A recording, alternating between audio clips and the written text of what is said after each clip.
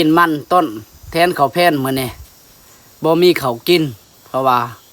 ข้าวเฮากินเบิดมื้อเช้านี่มาเด้อพี่น้องกินมันต้นน้ำกันพี่น้องเอ้ยใช้น้ำตาลให้หวานเด้ออันนี้เฮาบ่มีน้ำตาล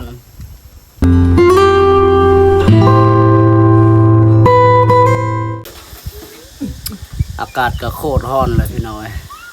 ขึ้นมาแต่ทางให้เมื่อกี้นี่หรือว่าทางส่วนเก่าเนาะเพราะว่าว่าสิปลูกมันอีกปีนี้พี่น้อยนี่มันปีกายนี่ก็คือเห็นนี่แหละเฮาก็ได้ขุดแล้วก็ลำมันนี่ก็ได้ทิ่มเนาะ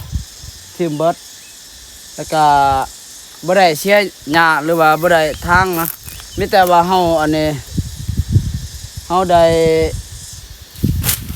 ขุดมันแล้วก็ได้ลกเนาะลำมันแล้วก็ได้ทิ่มพี่น้องเอ้ยเพราะว่าตอนนั้นมันกับผ้าพี่น้องตอนแม่บ่สบายเนาะแต่ว่าเดี๋ยวนี้แม่บาชีก็เสียไปแล้วหลังจากผ่านไปก็2-3 เดือนเนาะวิทย์จากนั้นก็ได้มาเริ่มต้นใหม่มื้อนี้พี่น้องมาทางให้ทางสวนนี่แหละว่าสิปลูกมันพี่น้องเอ้ยย่านสิบ่มีอาชีพปีหน้าเนาะคันเฮาบ่ปลูกปีนี้ย่านสิบ่มีอาชีพเฮ็ดปีหน้านี่ก็เลยสิลองปลูกอีกพี่น้องเอ้ยนี่เนาะเสียหญ้ามื้อเช้านี่หรือว่าทางมื้อเช้านี่หาก็ได้ทางตามนี่แหละพี่น้องเอ้ยอากาศก็โคตรร้อนเลยทางให้หรือว่าทางสวนมากับอีพอเนาะ2 คนคือเก่านั่นแหละพี่น้องเด้ผ่านไป2 เดือนก่อนจนเข้า3 เดือนนี่แหละอันนี้มีแต่ว่าตอนนั้นหันบ่าวซีแล้วก็น้องชายเนาะก็ได้ทางตอนเฮาลกมันพี่น้องเอ้ยลกมันแล้วก็ได้ทางเนาะบัดนี้ลำมันนี่ก็บ่ได้เมียนไว้บ่ได้กองไว้แล้วบัดนี้มีแต่ว่าเฮาตัดทิ่มเลยนี่คือเห็นนั่นนี่เฮาตัดอันนี้ลกมาแต่พุ่นก็ในป่าก็ยังมีอยู่มันแต่ว่าเอาบ่ได้มันหกลายนี่ว่าปีนี้ก็สิได้อันนี้ทางอันนี้ตามเที่ยงเฮานี่แหละนี่มื้อเช้านี้ก็ได้เสียทางพี่แล้วก็เสียทางนั้นเนาะแดดทุกคนเลยตอนแรงสิได้เสียหรือว่าสิได้ทาง3 โมงพุ่นแหละบ่ไหวคันสิได้เข้าแต่1 โมงนี่อากาศก็โคตรร้อนเลยพอดี3 โมงพอดี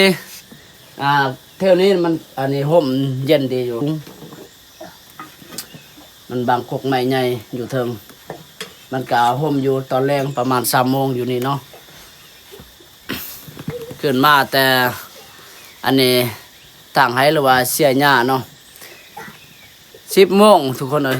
เพราะว่าอากาศมันแดดทั้งแดดทั้งร้อนเลยนะว่าท่านได้กินข้าวเพลนมื้อนี้อยู่ให้อยู่สวนพี่น้องเอ้ยมาทางให้หรือว่าทางสวนเนาะนี่ทางให้เก่าหลังจากผ่านไป2-3 เดือนก่อนเนาะมามื้อนี้ก็ได้มาทางให้นี่แหละว่าสิปลูกมันปีนี้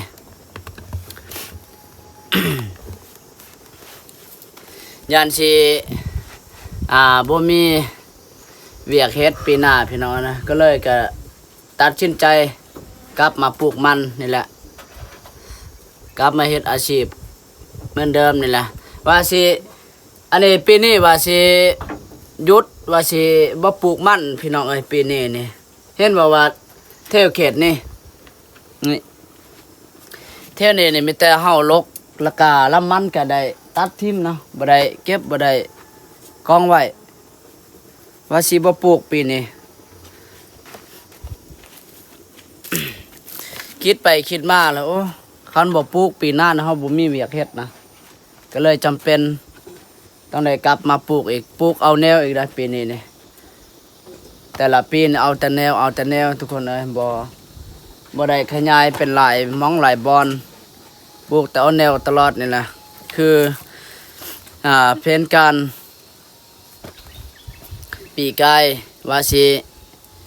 ลกมันแต่เดือนหนึงแล้วก็ได้ลกแล้วก็ได้ปลูกเลยนะลกได้ซ้ำใดแล้วก็เฮาสิได้ปลูกซ้ำนั้นนะแผนการปีกายแต่ว่า พัดบ่ได้ตามแผนการพี่น้องเอ้ยเนาะบ่าวสีก็บ่คาดคิดวันในครอบครัวสิจากไปในครอบครัวสิจากเฮาไปนะ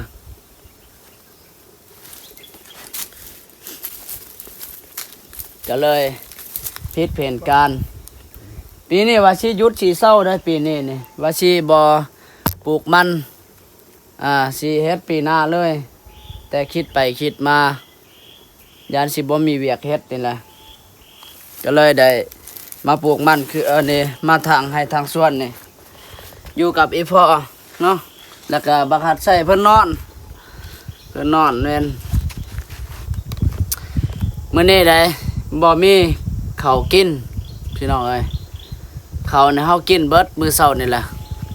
ข้าวแผ่นบ่มีก็เลยหาขุดมันต้นนี่แหละ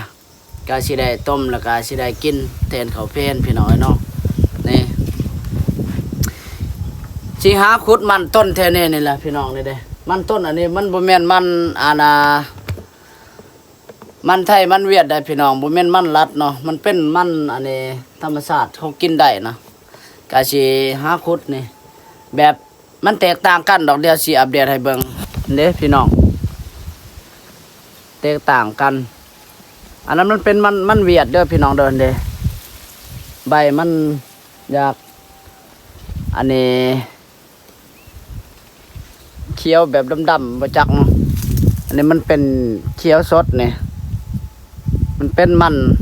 เฮากินได้พี่น้องเนาะนี่เด้นี่แม่นมันเวียดนี่นะมันเป็นมันไทยบ่นี่เด้แตกต่างกันใบนี่เนาะอันนี้มันนี่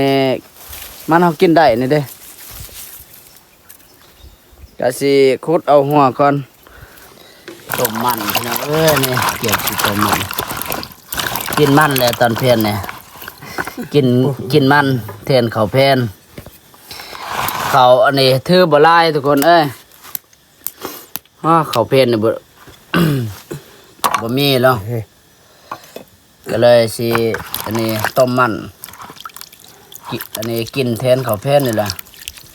เกี่ยมต้มมัน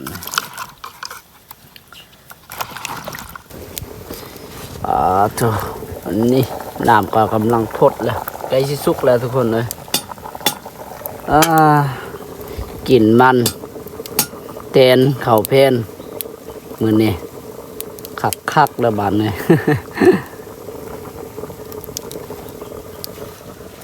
ลมพัดเย็นอยู่พี่น้องเอ้ยโอ้ยถ้าพุ่นเขาเจ้าปอนางเด้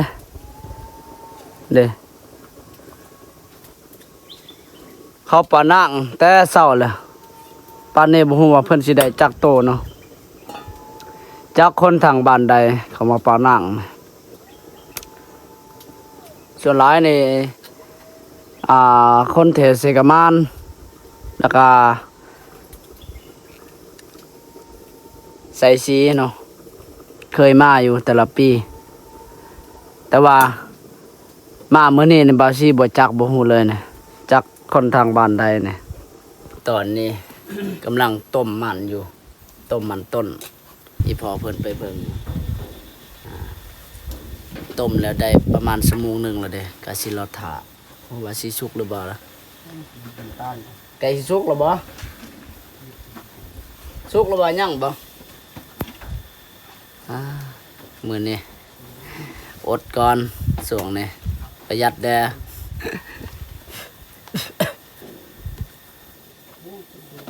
ข้าวหน้ากะขายปล่อยเบิดแล้วเด้ตอนนี้แม่ยังอยู่กับเฮาก็ได้นับแต่สมบัติให้ส่วนเพิ่นเฮาก็ได้ขายเพิ่นเบิดข้าวน้ำตามป้าก็ได้ขายป้านั่นก็ ยังมีหนี้ให้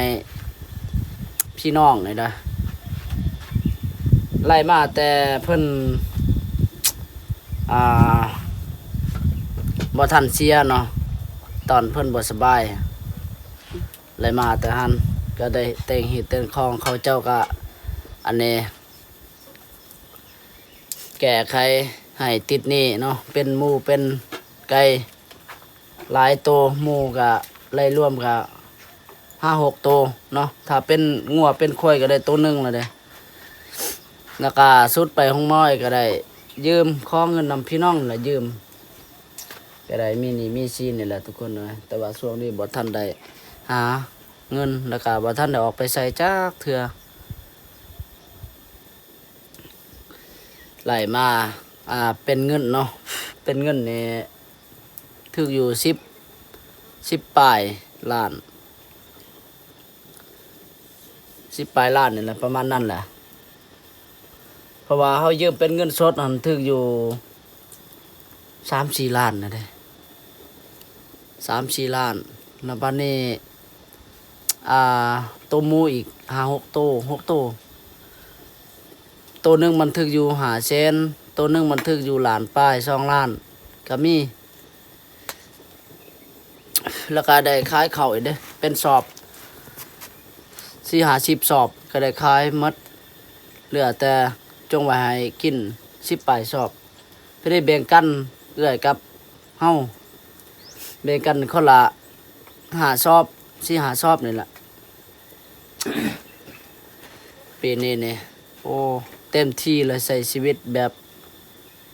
ลำบากพี่น้อย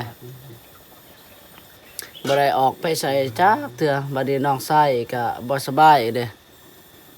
ยุ่งสมองบัดนี้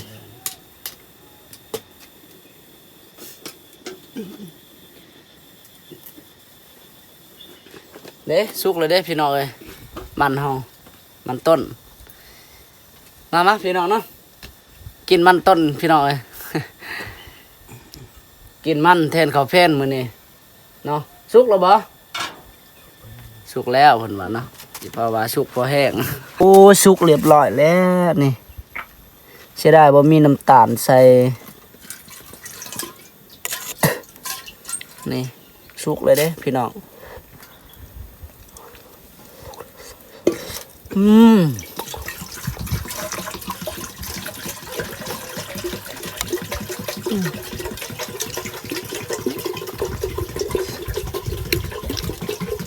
บ่มีน้ำตาลใส่พี่น้องกระยาแหละแก้ไขมื้อนี้แก้หิวโหยมื้อนี้ หิวข้าวกินมันแทนก่อนเนาะกินมันแทนนี่แหละ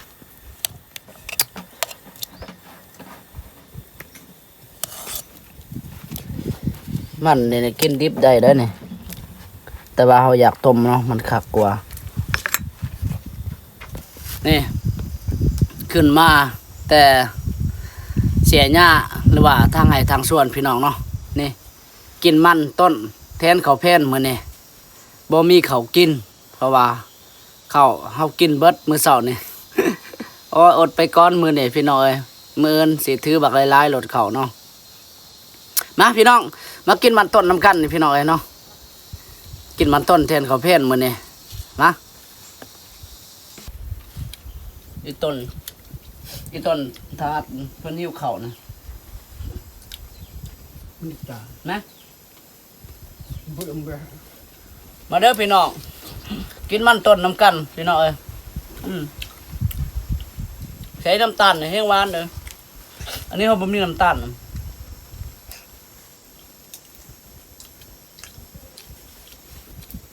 พอดี3 โมงสิได้ลงทางอีกลงทางให้เนาะหรือว่าเสียหญ้านั่นแหละทางนั้นเป็นหญ้านะหญ้ากะลายหญ้างัวนี่แหละฮะเนี่ยนึกเข้าวะเด็ดเลย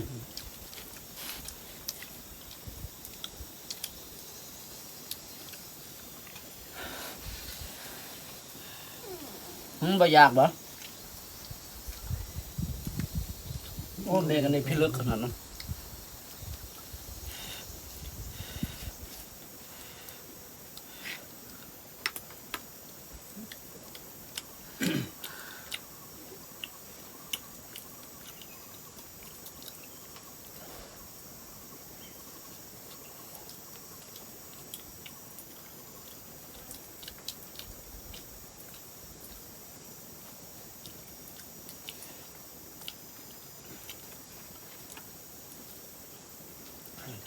ทำกัน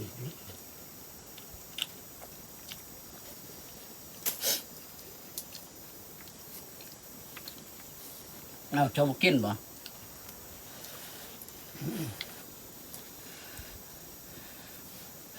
เอาเอากินเองเอาเองกินเองเหรอนี่บ่เอาจับเอาเลยเอาระวังเด้อมันห่อนเด้อบ่วงเนี่ยเอาจับ ไอ้นั่นจู ไปเอานะ คุย ห่อนมาไว้กับหนึ่ง